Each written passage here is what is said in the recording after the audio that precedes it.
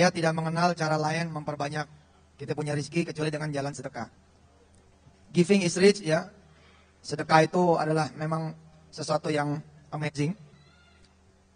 Sampai malam hari ini Bu Selvi mengumpulkan kita semua atas izin Allah dan kawan-kawan untuk kemudian belajar sedikit lagi tentang berbagi. Saya bersyukur kepada Allah Subhanahu wa taala diperkenalkan ilmu sedekah, sehingga saya merasakan betul bahwa sedekah sudah membawa saya dari keterpurukan. Saya kenal ilmu sedekah hingga kemudian sedekah itu akhirnya, ya, udah nggak apa-apa deh. Assalamualaikum warahmatullahi wabarakatuh. Saudara-saudara, semakin kita pahami tafsir Quran, maka apa yang dilakukan oleh Yusuf Mansur semakin jelas bahwa dia memang seorang penjahat. Kita lihat misalnya di dalam surat Al-Ma'un. Surat Al-Ma'un itu surat yang ke-6. Ya. Surat yang ke-7 ya di dalam Al-Quran, yang bunyinya A'udzubillahi minasyaitonirrajim, Bismillahirrahmanirrahim.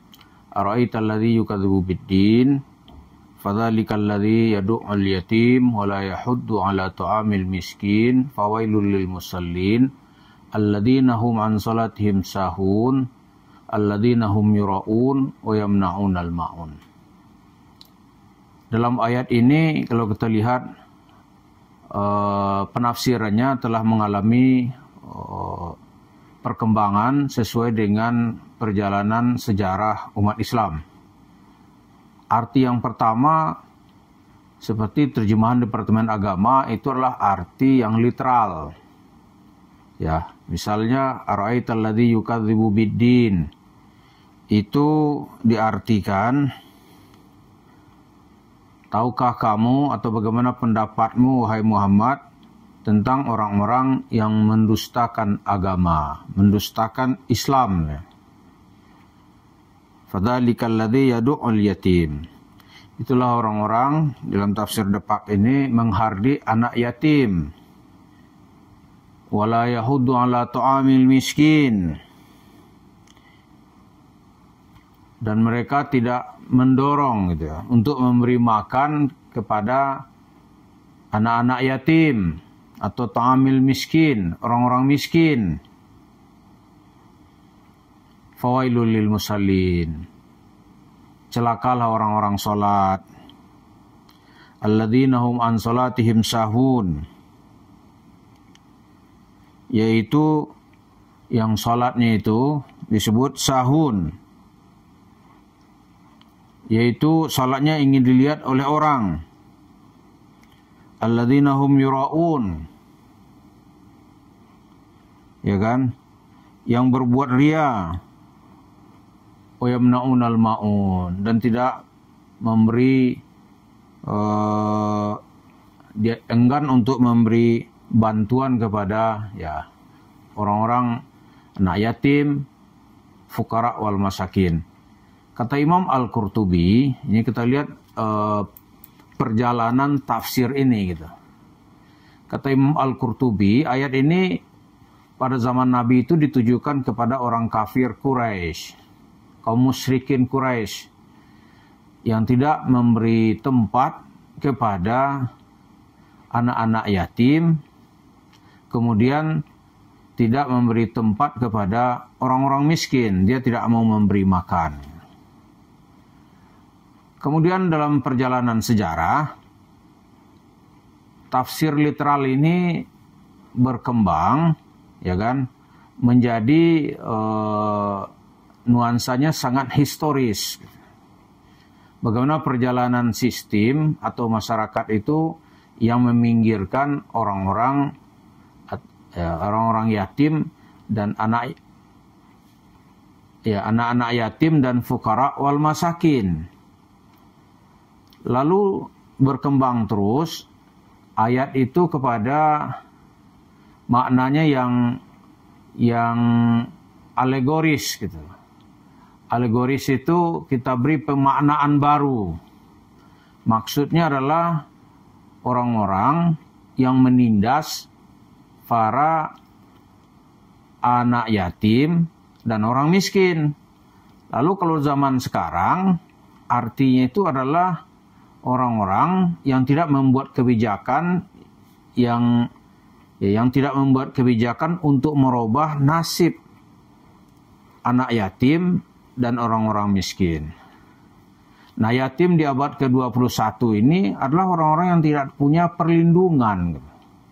Baik perlindungan itu berupa jaminan sosial, masa depan, atau di hari tuanya.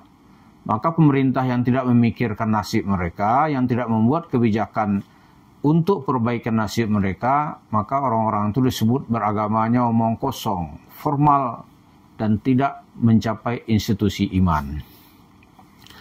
Kita lihat para mufasir baru ya, misalnya kaum cendekiawan seperti Fazlur Rahman atau Syekh Tahir Al-Ashur dalam kitabnya At-Tahrir wa Tanwir, dia menyebut maqasid syariahnya itu adalah bagaimana penguasa membuat kebijakan sehingga nasib anak yatim itu terlindungi.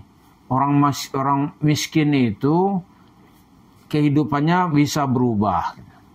Itu disebut, ya kalau pemerintah tidak melakukan itu, maka dia disebut sebagai orang-orang yang beragamanya omong kosong. Inti keimanannya tidak tercapai. Solidaritas sosialnya nggak ada. Lalu bagaimana dengan cerita misalnya sebuah perusahaan itu tidak membayar gaji karyawannya. Kala pemerintah menetapkan upah minimum regional. Ya, kalau upah minimum regional itu kan dia gaji itu. Kalau gaji tidak dibayar dengan kesepakatan, maka dia disebut sebagai manusia zalim. Lalu bagaimana dengan orang yang memanfaatkan atau menjual kondisi kesulitan masyarakat?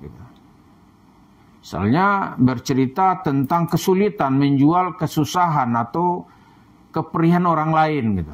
Wah, itu dianggap lagi sebagai pembohong dan pendusta yang dosanya sangat besar. Nah, kembali kepada cerita Yusuf Mansur.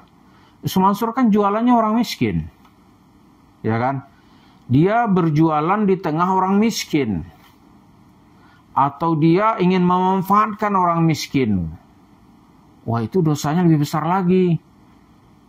Begitu kita pahami dari tafsir yang mengalami perkembangan dari abad ke abad.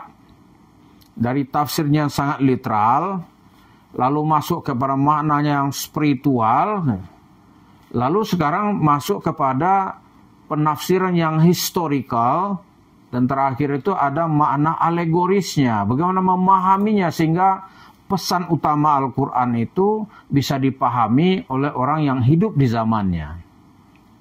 Menjual kemiskinan gitu, apalagi nanti mendustai orang miskin. Kan itu cerita Yusuf Mansur selama ini. Anda bersedekah di pagi hari 50 juta, nanti sore dibayar oleh Allah dengan satu mobil Alphard, gitu kan? Itu kan tafsirnya orang sinting itu. Dan tidak mungkin ada gitu. Karena kesejahteraan sosial itu harus diatur oleh sebuah hukum. Nggak ada orang di dunia ini pagi-pagi miskin, sore-sore udah kaya. Nggak ada. Itu hanya jualan kepada orang-orang miskin. Sedekah gitu kan. Kalau dibuktikan tuh nggak akan pernah bisa. Nggak bisa dibuktikan gitu. Anda ingin nggak dengan modal 1 juta dapat mobil Alphard? Banyak orang yang mau menyerahkan mobilnya ke Yusuf Mansur. Tapi ujung-ujungnya nanti pasti ceritanya kekecewaan. Nah, lalu Yusuf Mansurnya gimana gitu? Dia bukan saja sekedar disebut sebagai fawailul lil musallin gitu. Melalaikan agama bukannya sekedar melalaikan ajaran agama, tapi dia tuh menindas, bahkan memperjualbelikan kemiskinan yang terdapat di tengah masyarakat. Itu yang terjadi. Karena itu dapat kita lihat kenapa Allah tuh murka gitu kepada orang-orang yang menjual agama, lalu menjadikan orang miskin sebagai objek untuk memperkaya dirinya. Kan itu cerita sedekah Yusuf Mansur kan itu seputar itu.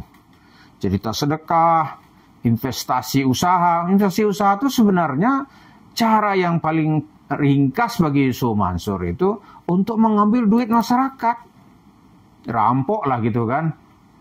Lalu dari situ dia carikan ke cerita yang real untuk dirinya. Maka lahirlah warung stick and shake-nya. Itu yang nampak bagi kita. Yang lain yang uangnya hangus banyak juga sebenarnya. Ada usaha ini yang nggak profesional gitu. Jadi kalau kita bilang penjahat agama, penjahat terhadap kemanusiaan, itu maksudnya adalah penjahat terhadap Islam. Atau penjahat fawailul lil musallin yang disebut Allah itu, ya kan? Atau yang disebut dengan al-ma'un itu, itulah penjahat kepada manusia. Dia jahat kepada orang, itu maksudnya gitu. Begitu para mufasir di abad 21 ini mencari semangat baru di dalam spirit al-ma'un. Maka Yusuf Mansur tentu saja kita anggap orang yang paling bertanggung jawab yang disebut oleh Allah siapa sebenarnya orang-orang yang pendusta di dalam agama. Bukan hanya pendusta agama gitu, tapi yang menjual agama mengatasnamakan orang miskin. Ini pelajaran buat yang lain-lain yang menjual kemiskinan masyarakat untuk mendapatkan uang. Terima kasih. Assalamualaikum warahmatullahi wabarakatuh.